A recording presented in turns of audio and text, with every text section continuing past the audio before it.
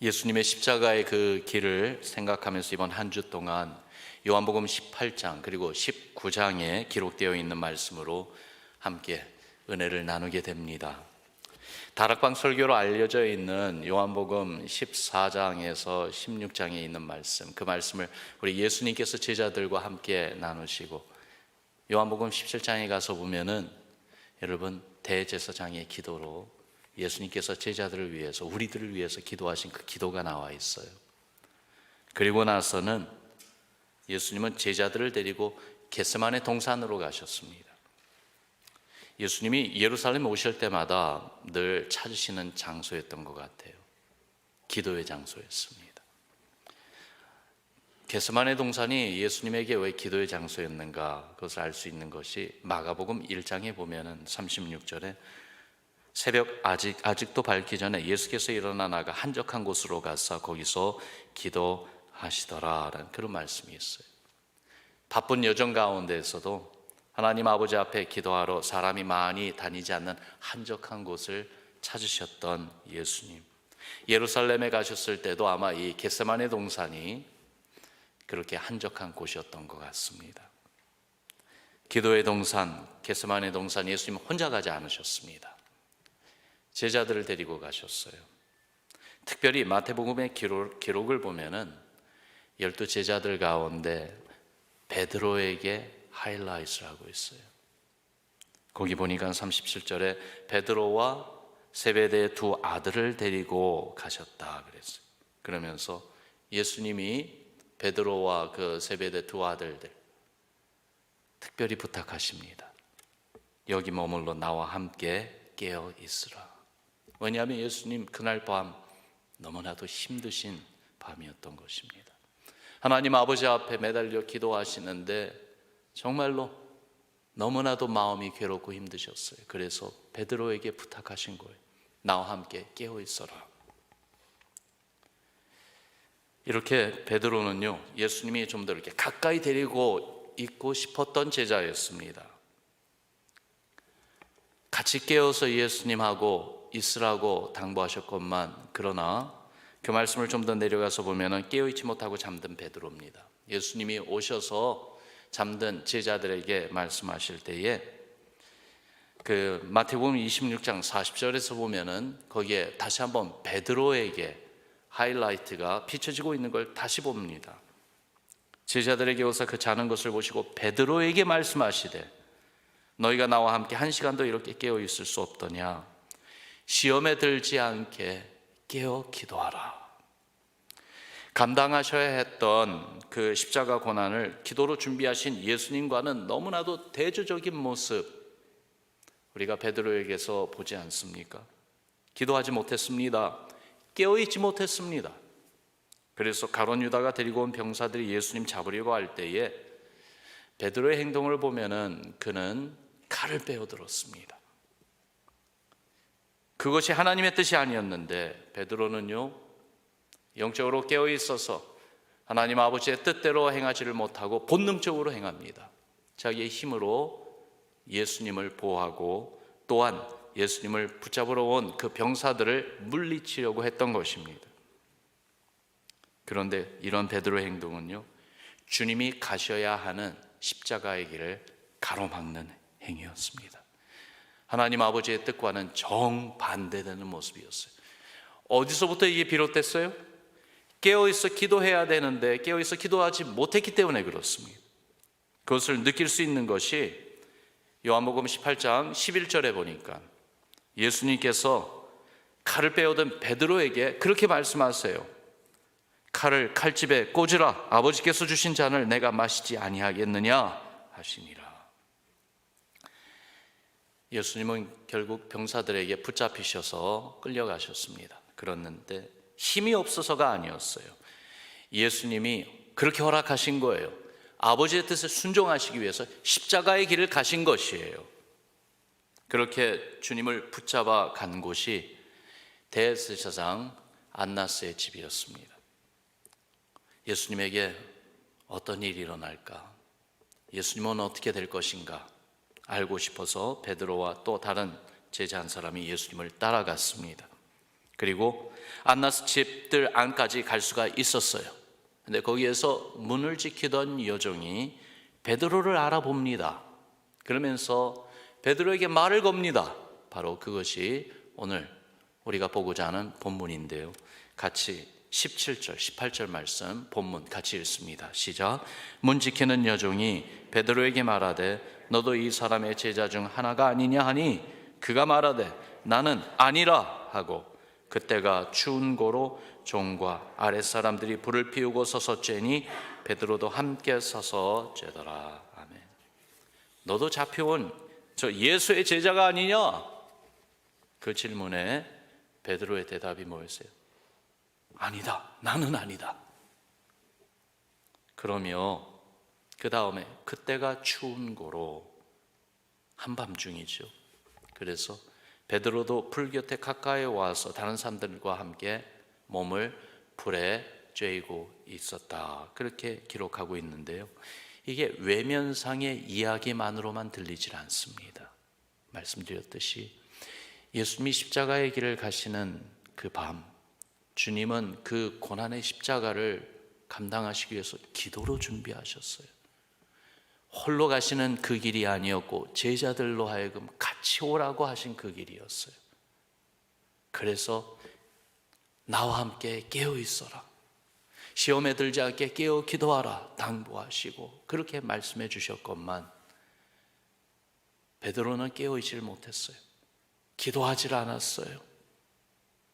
그러면서 당한 예수님의 그 고난의 모습을 보면서 그 현장에 몸으로는 따라가고 있었건만 외면상으로 몸만 추운 것이 아니라 여기에 베드로가 느꼈던 그 추위는 더욱더 영적으로 내면적인 추움이었던 것 같습니다. 베드로, 여러분 우리는 그를 열정의 사람으로 압니다. 성격이 다혈질이잖아요. 차근차근 듣고 생각하는 베드로가 아니고 먼저 말하고 먼저 행동하는 베드로예요. 예수님이 누구인지 말하는데도 다른 제자들보다도 먼저 예수님은 그리스도이시고 살아계신 하나님의 아들이십니다 라고 이야기했어요. 그러나 그 바로 다음에 예수님을 가로막고 섰던 것도 베드로입니다. 그래서 이런 베드로, 십자가의 길을 가고자 하시는 주님을 가로막는 베드로를 향해서 주님이 무서운 경고까지 하셨어요. 사탄아, 내 뒤로 물러가라. 이 무서운 경고를 들은 사람도 베드로입니다. 예수님께서 제자들이 다 예수님 버릴 것이라고 했을 때에 베드로는 자신은 결코 주님을 버리지 않겠다고 맹세한 그였죠. 그렇게 자신이 있었고 열정이 있었던 베드로인데 그의 마음이, 그의 영혼이 겨울을 맞은 듯 했어요. 추웠던 것입니다. 원인이 무엇일까요? 세 가지 원인을 우리가 생각해 봅니다. 첫 번째 원인은 예수님과 가까이 하는 것이 자기에게 해가 된다고 판단했기 때문입니다. 예수님과 가까이 하는 것이 자기에게 해가 됐다고 판단했어요. 예수님의 인기가 하늘을 치솟을 때는 가까이 있는 게 너무 좋았죠. 그러나 주께서 붙잡히셨을 때는 거리를 두고자 했습니다. 자신에게 올 해가 싫었고 두려웠던 것이. 여러분, 예수님 따르는 것이 사실 쉽지 않습니다. 예수님 따르는 것 쉽지 않습니다. 예수님이 친히 말씀하셨어요. 주님을 따르려거든 좁고 협착한 길을 가라고 했어요. 넓은 길 가지 말라고 하셨어요. 나 자신을 부인하고 나의 십자가를 지고 주님을 따를 수 있다고 그렇게 말씀하셨어요. 이것들이 추상적인 어떤 형식적인 말만이 아니었습니다. 때로는 주님을 따르려고 할 때에 감당해야 할 어려움이 옵니다. 시험받는 위기가 오기도 합니다. 그리고 그것을 극복한다는 것은 여러분 쉬운 일이 아닙니다. 좋을 때 믿음을 갖고 예수님 따라가는 것은 쉬울지 몰라도 어렵고 힘들 때 정말로 예수님을 믿고 바라보며 주의 십자가를 바라보며 주님을 끝까지 따라간다는 것은 때로는 정말로 힘들어요. 어렵습니다. 그래서일까요? 적당한 거리를 두고 예수님 따르려는 경향이 있어요. 좋은 것만 받고 어렵고 위험한 것은 피하고 싶기 때문이죠. 그러나 이것이 마음의 주님을 향한 열정을 식게 만들고 우리 안에 타오르는 영적인 불이 꺼지게 만든다는 사실도 알아야지만이 되겠습니다. 나에게 유익이 되건 해가 되건 그것을 떠나서 내가 예수님과 가까이 있어야 하고, 여러분 어제 주님의 날 함께 나눈 말씀처럼 그리스도와 연합되어 있다는 사실을 늘 마음에 새기고 또한 늘 그 의미를 생각하면서 오늘도 내가 주님과 함께 동행하고 어떻게 하면 주님께 더욱더 가까이 다가갈까, 어떻게 하면 주님의 마음과 더욱더 하나가 될까, 주님과 나 사이에 혹시나 거리가 나고 있는 건 아닌가, 나 자신을 살피며 주님께 한 걸음 한 걸음 더욱더 나아가기를 힘쓰는 우리 되기를 주의 이름으로 축원합니다. 여러분 우리 기억합시다. 예수님 따를 때 때로는 해를 받습니다. 그러나 우리에게 다가오는 해가 중요한 것이 아니라 예수님을 따르는 것이 더 중요합니다. 주님 바라보며 주님과 나 사이에 거리가 생기지 않도록 더욱더 주님께 힘써 달려나가는 우리 되기를 주의 이름으로 축원합니다. 두 번째로 왜 베드로가 추웠습니까? 몸만 추운 것이 아니고 그의 영혼이 추웠던 이유는 육신적인 위로를 먼저 생각하고 있었기 때문입니다. 종교개혁가 마틴 루터는 그런 말을 했어요. 새가 머리 위로 지나갈 수는 있지만은 내 머리에 앉아 둥지를 틀게 해서는 안 된다. 무슨 말이냐면요, 매일 생각 속에서 스쳐 지나가는 악한 생각들을 피할 수는 없겠지만은 그러나 그 악한 생각이 마음속에 머물면서 둥지를 틀게 해서는 안 된다는 것이에요. 베드로의 경우는 이 생각이 아니라 대제사장 여종의 질문에 먼저 나온 그 대답이 나는 예수의 제자가 아니다. 사실 그럴 수 있습니다. 예상했겠습니까? 누가 자기를 알아보고 당신은 예수를 따르던 제자 아니냐 그렇게 물어볼 거라는 것을 예상하고 예측했다면은 아마 대답을 좀 더 바르게 준비하지 않았을까요? 아니면은 그러한 자리를 아예 가지 않으려고 더 피하지 않았을까요? 베드로가 예상하지 못한 그러한 질문을 받았을 때에 얼떨결에 아니야 나는 아니다 라고 그렇게 말할 수 있을 거예요.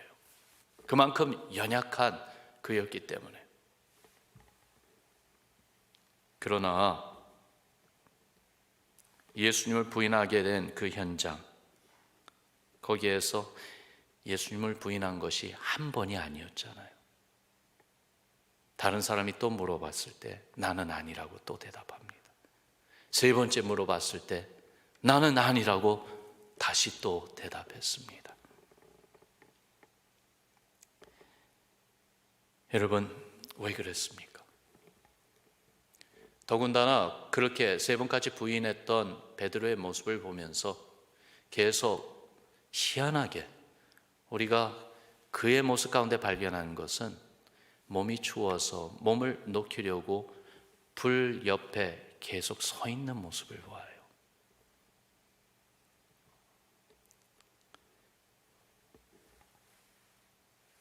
너는 예수를 따르던 제자가 아니냐? 처음에 아니야, 나는 아니다 그렇게 대답했었을 때에 마음에 찔림이 없었을까요? 정직한 대답이 아니잖아요. 바로 몇 시간 전에 다른 제자들은 주님을 다 버려도 나는 절대로 주님 버리지 않습니다 라고 맹세했던 베드로 아닙니까? 그렇기 때문에 주님을 생각하며 정직하지 못하고 예수님을 부인했던 그것을 마음에 느끼며 회개하며 그 마음의 믿음의 불꽃을 되살리기를 소원해야 하지 않았습니까? 그러나 그러한 주님에게로 그 마음이 다시 한번 달려가는 그 생각보다는 육신적인 위로를 먼저 생각하고 추운 그 몸을 불로 조이면서 따뜻함을 좀 느껴보려고 그냥 서 있었던 베드로. 거기에 두 번째 부인하는 순간이 또 오고 세 번째 부인하는 순간이 또 온 겁니다. 여러분, 한 번은 넘어질 수 있습니다. 한 번은 실수할 수 있습니다. 한 번은 실패할 수도 있습니다. 그러나 그것이 두 번, 세 번 연속돼서는 안 되죠. 어떻게 해야지 두 번, 세 번까지 가지 않습니까? 회개가 빨라야 됩니다. 미루고 회개 자리에 가지 않고 있으면 마음은 더욱더 식어갑니다. 믿음의 불씨는 더욱더 꺼져갑니다. 겉의 몸은 불에 쪼이며 잠시 따뜻함을 느낄지 몰라도 영혼은 더욱더 추워 떨게 되어 있는 것이에요. 여러분, 이번 한 주 동안 혹시 미루고 있는 회개가 없는지요? 돌아봅시다. 주의 말씀이, 주의 성령이 내 마음을 찌르는 것이 있다면은 이번 한 주 동안에 특별히 주님의 십자가 고난을 깊이 묵상하며 주의 십자가 앞으로 나옵시다. 회개하는 심령으로 나옵시다. 그래서 주님 앞에 우리의 죄를 고백하고 하나님의 긍휼과 자비와 용서를 구하며 믿음의 불씨를 다시 살리는 우리 되기를 주님의 이름으로 축원합니다. 세 번째로, 왜 베드로의 영혼이 더욱더 추위에 떨고 있었을까요? 왜 그의 영혼에는 겨울이 왔을까요? 세 번째 이유는 사람이 두려웠기 때문입니다. 베드로가 왜 예수님의 제자가 아니라고 부인했어요? 그것도 세 번이나 거듭 부인한 이유가 무엇이에요? 사람이 두려워서였었지요. 하나님이 두려운 것보다 사람이 더 무서웠던 것입니다. 마태복음 10장에 보니까 예수님이 그렇게 말씀하셨어요. 몸은 죽여도 영혼은 능히 죽이지 못하는 자들을 두려워하지 말고 오직 몸과 영혼을 능히 지옥에 멸하실 수 있는 이를 두려워하라. 여러분, 하나님을 두려워하며 하나님을 경외하고 신뢰하는 믿음이 있으면은 사람이 두렵지 않을 것입니다. 우리 신앙이 주님을 바라보는 신앙이어야지, 주님 바라보지 않고 풍랑이 있는 그 바다를 바라보고 있으면은 두려움에, 그 고난의 바다에 빠질 수밖에 없는 것이 우리 존재예요. 그러나 풍랑이 있는 바다 가운데 있다 할지라도 거기 함께 하시는 예수님 바라보면은 여러분, 우리는 그 바다를 걸을 수 있습니다. 그렇게 예수님 바라보기를 힘써야 되겠어요.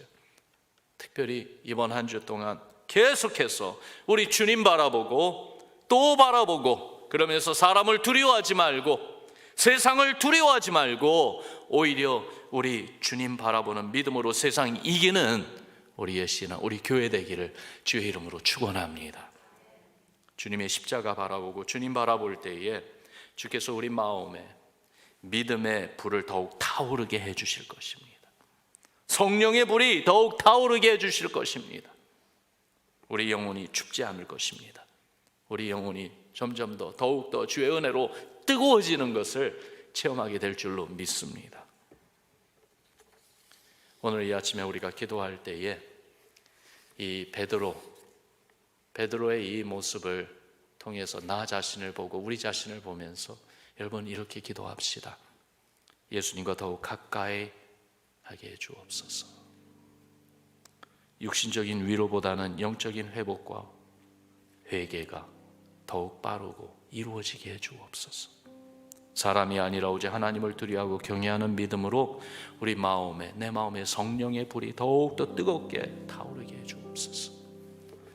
주님 바라봅니다. 주의 십자가 바라보고 주님께 더욱더 가까이 나아갑니다. 추운 방황의 자리에서 일어나서 주의 십자가 은혜를 붙들고 기도하며 영적으로 깨어있는 우리 되게 해달라고, 우리 교회 되게 해달라고 여러분, 이 시간에 우리 간절한 마음으로 같이 기도하겠습니다.